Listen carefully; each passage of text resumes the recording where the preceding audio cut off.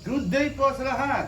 Lalong-lalo na po sa winner natin ang Bats 180 na si Sir Rogel Manzano ng Abra, ang pagbabalik na winner. Congratulations, sir! 2 times na. 2 times winner na.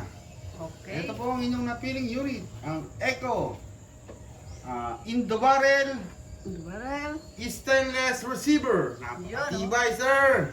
Ayan. 22 caliber yan, siyempre. Ayan. hammer pie. Hammer type single shot.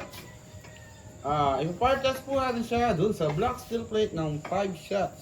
Wala pong magasin yan. Walang magasin to, sir, ha? Huwag ka na Ako ay balutin. maghanap ng masakyo. First shot! Lakas. Napakalakas dito, sir. Magaling pumili. Hindi napapansin, pero hindi nila alam. Super. Second shot. Third shot. Hindi mo bata lang ang ano. Dahil walang magasin eh.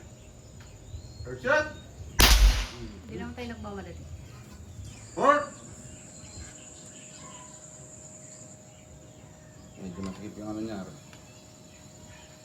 Yun. Isa. Wala shot na, sir. Walang maraming ano to, instructions. Madali lang gamitin eh. Ayan. Bang. 5 shots. Yan lang, holding back din siya. Ayan. Tapos pala, dito pala, nandito pala ang kanyang power adjustment, nasa baba. Kung gusto mo pang lakasan, pero palagay ko, di mo na kailangan lakasan to, sir. Folding bat din yan. Folding back din, nga, na-fold, ayan. Yan. Oh, sa Bats 180. Tapos Congratulations, retractable din siya. sir. Nakita ko ka ng groupings.